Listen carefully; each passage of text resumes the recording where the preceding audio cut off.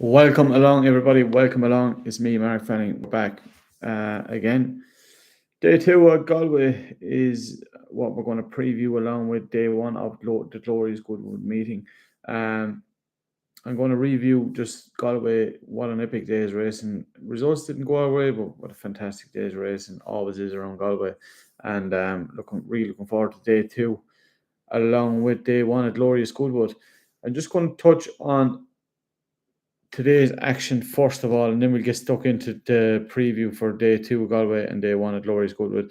We kicked off with the Galway Hurdle and Galway Bay Hotel Novice Hurdle, and we've seen a very impressive winner here for Richard O'Brien, who has been training a few jump horses lately, had a nice couple of winners and bumpers over the last couple of seasons, and has really etched his way into the National Hunt Spear from solely concentrating on the flats when he first took out his license now to really having some nice jumping horses. And this lad looks a good prospect. He's well related, this lad Feud, and has gone 2 from 2 over Timber with Danny Mullins, who knows a good one when he sits on one. I thought he was very impressive today. Our each way selection, Pigeon House, was hammered late on for Jessica Harrington. Was beaten back 10 lengths, but we still managed to scrape in a third place. Ended up 4-1. And our main selection, Cisco, for the Willie Mullins camp, obviously needed a run over hurdles and drifted out to 9-4. Definitely more to come from that French recruit. But yeah, Feud, no taken away from Feud, though. A very nice prospect for Richard O'Brien and Danny Mullins. I'd imagine that they'll be getting a few offers for this lad in due course. Then we went to the Easy Fix Handicap Hurdle. We had an interesting one that didn't run for Dennis Hogan, and yeah, this went the way of the Kevin Smith trained Son of Hypnosis at 16-1. Clunbury Bridge was back in second at 16s, and Vishio was third at 10-1. Then we went to the first flat race of the meeting, and this was the 7 furlong maiden. Rocket Cashel, aptly named, only living out the road from it, a very good winner here for Aidan O'Brien and Wayne Lorden. Came on a lot from his first run, said you needed a bit of experience around here. We did say to watch the Paddy Toomey runner, Edmund Turchin, ran a very nice race back in second. Definitely more to come from the second horse. Two nice horses going forward. Was well beaten though by the Aidan O'Brien Wayne Lorden combination with Rocket Cashel. Then we went to the Clayton Hotel Galway handicap over 7 furlongs, and we've seen a very good winner here for Jack Davison with young jockey James Ryan, who's really making a name for himself, picking up some nice rides for some good trainers, and I thought it was very good on board. Artful Approach here, 7-1 winner. Our selection, the Jim Bulger runner, definitely one to take note of out of that race. Could have finished 6th, but yeah, he'd be definitely one I would keep an eye on again. Then we went to the feature race. This is the Connacht Hotel Qualified Riders Handicap amateur race over the 2 miles, and this was a super race to watch. A very worthy winner here, a 50-1 shot nowadays for Sinus for trainer Willie Mullins. Not too often you see him with a 50-1 shot here, but the jockey on board, David Dunstall, what an epic interview. If you can go back and watch it, this is what horse racing is all about. And one of our selections, you can see the euphoric high that David Dunstall showed on board after winning the race, of course, owned the horse, ran his colours, and you see what it meant to him. But one of our selections, Sonakella, just a word goes out, the heartbreak goes out to trainer Joe Murphy and owner Tom Egan. Was a nasty incident, and that's just the highs and lows of horse racing. You can see what it meant to winning connections here, and very much so a very worthy winner here, beating Ballback Bird back in second for Durkins, a horse I was nearly going to give an each way squeak to, but didn't. Anyway, he's definitely one to take note of as well. Ballback Bird thought he ran a cracker in the hands of Johnny Barry, was beaten 3.5 lengths. But yeah, no taking away from the winner there. 50-1 shot, won like a 50-1 on shot. But then we went to the Paluntable race in the car, just a 1.5 mile handicap. Kentucky Girl, a very good winner here for Anthony Mullins with Rory Cleary combined here. Of course, a great win for Rory Cleary around the track, 11-1, beating Highland Bling, our selection back, and neck back in second. Tipped him up last night at 22s, ended up 11s. Probably should have won, but can't take anything away from the winner. And then we went to the final race on the card. This was the bumper over 2 miles, and I was very sweet on the Willie Mullins newcomer here, but he will come on from the run, no doubt. But I just said that the best of him in behind to the top with a run, and I actually mentioned him last night, was Delta Force. But his last run just disappointed me a bit. But he's running, he had 3 runs, and he's running between, was going to put him bang there. And Charles Burns knows the time of day, and they really hammered this lad into 11-8. Ray Barron, one of the top amateur riders, very good, just have to come back from injury, and he gave it a good ride. So yeah, Delta Force, they are powered away by a length and 3/4. So that was days 1 action. We're going to kick straight into days 2. I'm going to run down through the card quickly, and then we're going to touch on a couple of races of the opening glorious Goodwood Festival. So we're going to kick off again with it's an even meeting at 4:50, 7-race card. The feature race is the 5th race on the card. That is a 7:10 again, and that is the Topaz Mile. Of course, we would have known it back in the day when we would have been watching racing as the old McDonough handicap. But I think it's only a couple of us old heads now call it the McDonough. But the mile is the feature race. But we're going to kick on with race 1. This is the Colin Quinn BMW Novice Hurdle, a listed contest over 2 miles for 4-year-olds. 8 runners line up here. And yeah, I'm very sweet on Willie Mullins' Goucher here. I was just going back through his runs. I said only the 3 runs over hurdles. He was 4th on debut of 14, but was beaten 4 and just under 5 lengths by Helvig Dream, who you might have to add was a Group 1 winner on the flat for Noah Mead. That was a very good maiden in Navan. Then went on when in Kilbeggan and was 2nd of 11 runners. Behind Have I Got News For You, a very nice winner for Colin Murphy. But the 3rd, 4th, and the 7th and 8th have all come out and won impressively since. That form of that maiden is really franked, and didn't come out in Punchestown and absolutely hosed up in a 2-mile maiden hurdle with Kieran Callan claiming 5. There's been a few winners come out of the race since, and I just think if this leg get loose on the front end, Paul Townend combining here with Willie Mullins, I think he's going to take all the beating here. The one that might catches my eye each way if the 8 runners stay in is Jesse Carrington's Jungle Cove.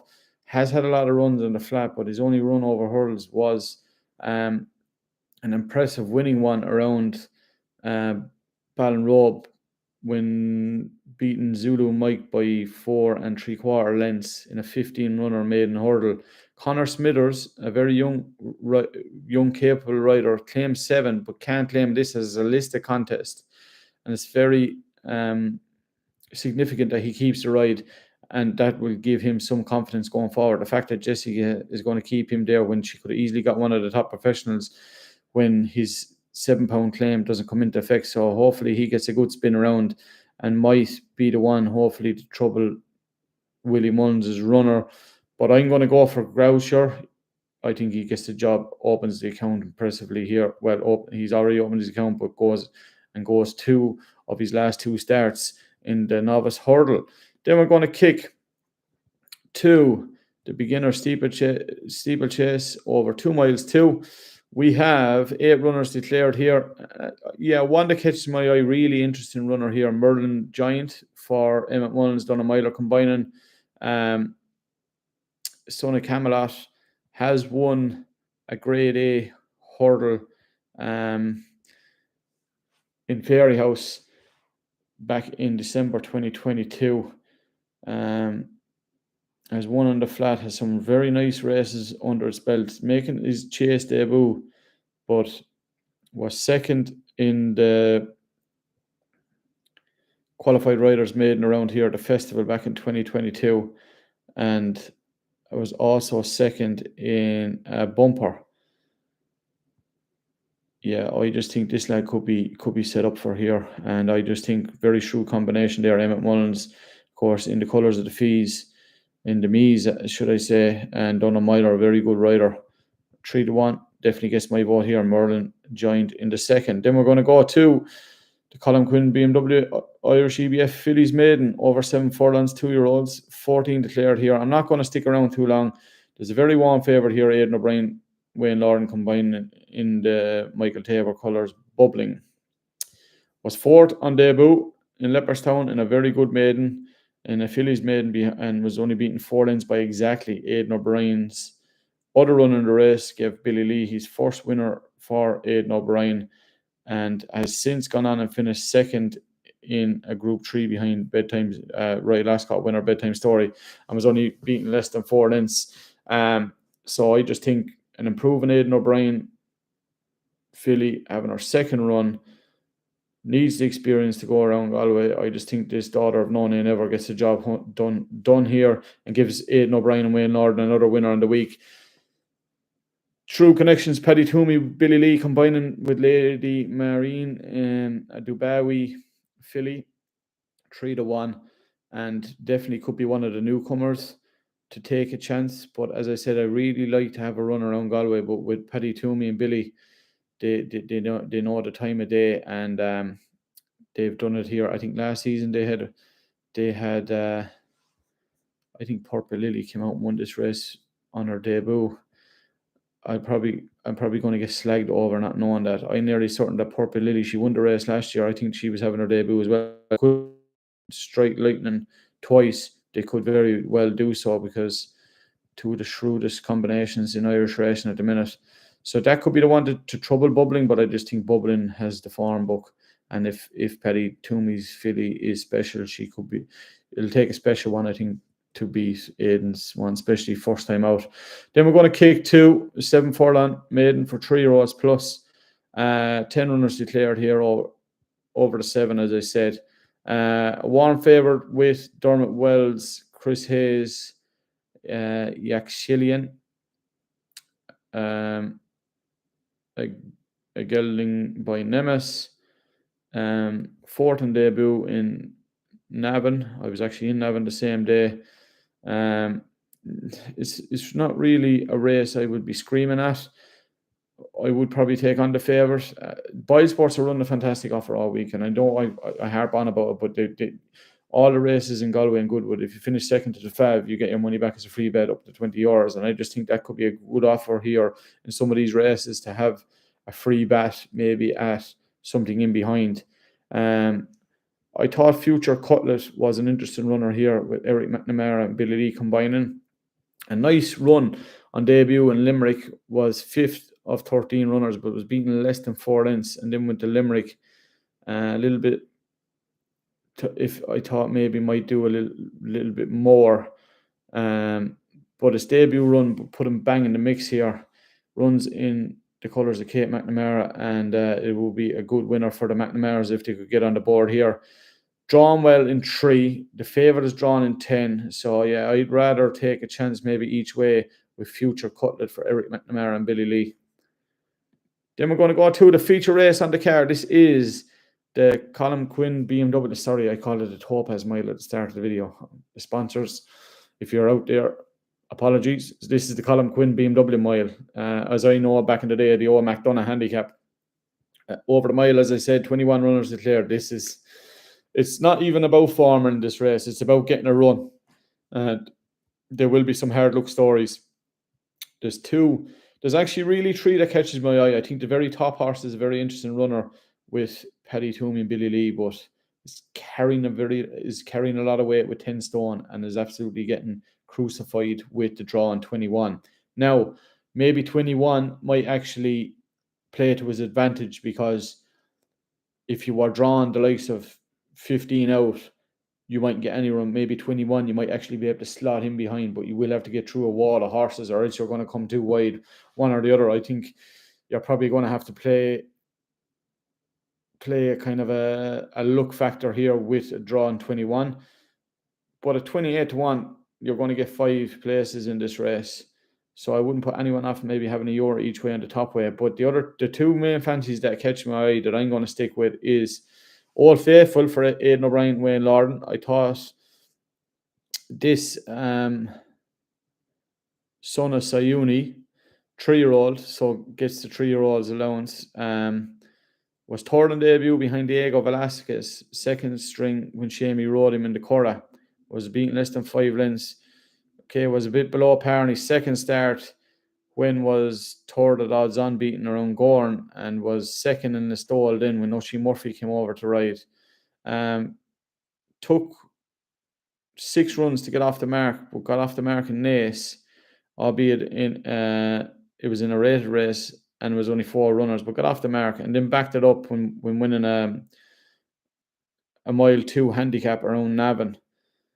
Again, only won by a neck, but Ryan gave it a cracking ride that day. Went to Royal Ascot then, was only 7-1 for the Golden Gate Stakes, which is one of the big handicaps around there. 12 runners finished last, but Ryan wasn't overly hard on him once he hadn't got a chance and never really looked like threatening that day. And then came back to Leopardstown in another handicap and was second, only beaten a length by Longbourn. I just think that he's still very unexposed, has some nice little runs under him, comes in off a lovely weight of 8-10, Wayne Lorden, drawn 14, but at 8-1 or 10-1, you could do a lot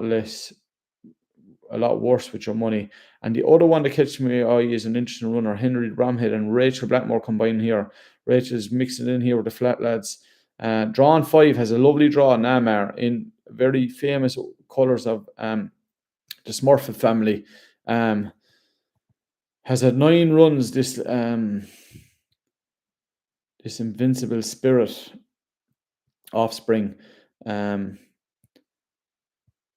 Yeah, I just thought his run the last day around Leopardstown was eye-catching, was 9-14, but didn't tell the whole story and was beat less than 3.5 lengths. I just think that a nice draw, she should get a run around here. And at 14-1 again with that 5 places, I think Namar, you could do a lot worse than have a 5 each way. So my 2 main selections are Old Faithful and Namar each way. And just a very interesting one now that has gone out to a very nice price at 28-1 with Boyle Sports, and that is the Paddy Toomey top weight. I'm not even going to pronounce that name. Then we're going to go to the penultimate race on the card. This is a 7 furlong handicap, 19 runners declared here. It was a race I like maybe to have it's not really a one I'm going to take a lot of passion with, but Shavajod for Dennis Coakley, Paddy Hartnett, a good £5 claimer is Paddy, and I was in Killarney the evening he rode this lad. Alpha Captura came late and done him by a head. He reopposes here for Willie Mullins and Colin Keane, very warm favourite at 7-4, got £3. Probably won with a little bit more than £3 from the way it ran, but I would just think drawn 1, Shavajod will give you a run for your money here for Dennis Coakley and Paddy Hartnett. Be nice to see that combination lining up here and having a Galway Festival winner. But then we go to the final race on the card, and this is the mile handicap, the Caulfield Industrial Handicap. 21 runners declared here, and one at a massive price that's back down to a winning mark, I think, is Clear Quartz, drawn in 14 though. Ronan Whelan combined with Mark Fahey. We all see the Fahey family down through the years, how shrewd they are, and Mark is no different. Has been in very good form lately. Ronan Whelan, one of the top riders in the Irish Ray Room, has won around here, has a nice form around here. I'm not going to go really much into it now. It's late here. I just want to get this video out. But Clear Quartz at around 20-1, you're going to get 4 or 5 places again in this. And I just think we'll give you a run for your money. A 7-year-old, but knows the time of day around Galway, and there's definitely one for our each way look 15. So that is my day 2 Galway preview. I'm just going to touch on Goodwood, the first couple of races in Goodwood, and then we're going to sign off. So Goodwood is a day meeting that begins at 1:50. This is Glorious Goodwood meeting, and it's one of the fantastic spectacles on the flat racing calendar. I'd actually, it's on the bucket list to get over now and do a day or two of Goodwood. as the name says, glorious Goodwood. It's really glorious to watch, and hopefully someday we might be watching it live. But I'm really going to get into some of the races later in the week. But just to touch on a couple of the opening contests, and of course we have Group 1 to look forward to as well. But getting underway at 150, we have a 7 race car, 2, 4, 6, an 8 race car getting underway at 150. The Chesterfield Cup, and there is 18 declared in this, £100,000 race, and one for each way play. Johnny Morta, Ben Cohen are going over here. Take Heart has some nice runs under its belt. A 4-year-old, so gets in off a nice way, 9-2. Has some nice runs and some nice handicaps. Was 8 of 20, only beaten 4 1/4 lengths in the John Smith's Cup around York in July, and before that was 4th in the Cork around in the Cork Derby, but was only beaten less than a length and a half. I just think at 14-1, you're going to get 5 places again.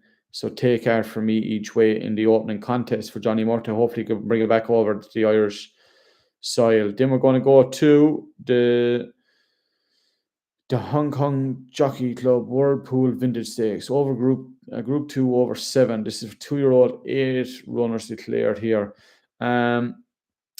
Electrolyte was a horse we tipped in Newmarket the last day. Ran a bit below par.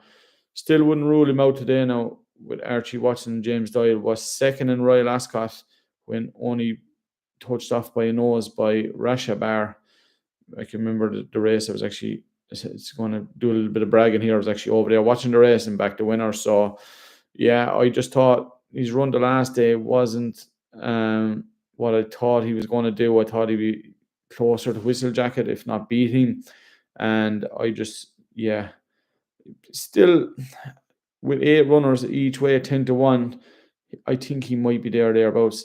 There is 2 interesting runners. Wolf of Ballinoche for Hugo Palmer. Won first time out around Doncaster over 7. Jamie Spencer rides, of course. Jamie rides all of, if not, he rides a lot of them, if not all of Fritry Hayes horses. So this son of Pinatubo could be an interesting runner to see what he does, stepping up from his debut performance. And then Clive Cox's Arabian Sun, who was second in Goodwood, so over the course, albeit over 6, and then went to 6 and around Salisbury, which is another nice track where nice horses run these maidens, and won a 12-runner maiden by a half a length and 2.5 lengths. The second and the third. The form has been frank since, and I know that much. I was going down through it there. It's a race where I'm just going to watch and see what comes out of it, because I couldn't decide on him. But I was taken with the performance of Hugo Palmer's runner first time out, but what he has beaten that day, I'm not too sure. And if it's up to the standard, it should be thereabouts. And Arabian Sun is another one catches my eye. But it's a race I'm going to actually not have a play in. Then we're going to go to the third race in the card. This is the Lennox Stakes, Group 2 over 7. 8 runners declared here. Our Power, one of the old boys, runs here, but unless his name is Decorah, it doesn't have a chance really. No, I'm joking. Yeah, I like Charlie Appleby's Noble Dynasty here. I was really taken by his performance in Newmarket the last day over 7. I thought hit the line very strong, and William Buick combined here. Charlie Appleby didn't have winner right last cup, but his horses are flying at the minute. And some nice 2-year-old prospects that have come out in the last number of days and weeks to really look forward to. I think this son of Dubawi can go and win here for William Buick and Charlie Appleby Noble Dynasty in the Lennox Stakes. Then we're going to go to the 4th race in the car. This is the feature race, the Al Shabab Goodwood Cup. It's the Goodwood Cup, as we know it down through the years. It just depends on the sponsors. It's a Group 1. It's over 2 miles, of course, won down through the years by some of the great Stradivarius, Big Orange, Yates, of course. Any horse that really wins the Ascot Gold Cup normally comes here, bar injury or ground. And Cripios is no different. Aidan O'Brien's superstar here, missed the race last year when it had its problems through injury, but has come back, and we've seen him on his penultimate start winning the Bridal Ascot Gold Cup. Ryan Moore combined here, very short odds of 49, gets the job done. He's after having an off day or that, he just gets the job done. I think in the colours, the very famous Midlayer colours. So yeah, I think they all have to beat him.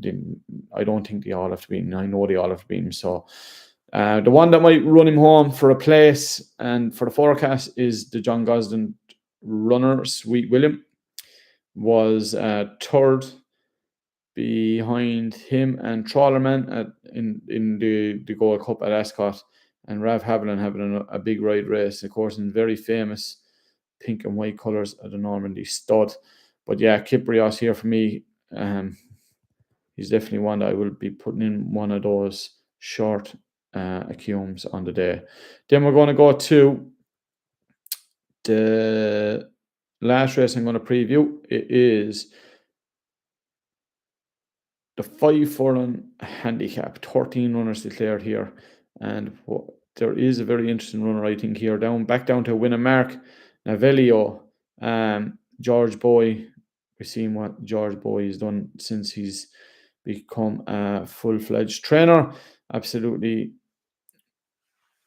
firing in winners in all these big meetings, and a very interesting jockey book in here. Harry Bentley, I didn't even know he's back in the country. He's out in, is it Hong Kong or Japan? I think it's Hong Kong. And he must be either back for a few weeks or maybe he's just back home visiting. I see he's 2 rides in the card at 14-1. Navelio is definitely an each way play here in the last race that I'm going to preview of Tuesday. So that is my preview for day 2 of the Galway Festival and the opening day's action at glorious Goodwood. I'm just back in the stream here now just to see, is there anyone chatting? There is not, which means I don't have to reply to anyone, which is great. Yeah, as I said, it was a very interesting, very tough day for us on our selections at Galway, but we had a couple of near misses at some nice prices, and it was a cracking day's racing. It's going to be another fantastic day's racing, and it's only going to get better as the week goes on. I am going to sign off now. I'm going to, again, appreciate everyone for the views and the shares yesterday, especially after not doing a video for a while, and it's very hard to build back up those views. So if everybody keeps liking it out and sharing it, it helps a lot, and I really appreciate it.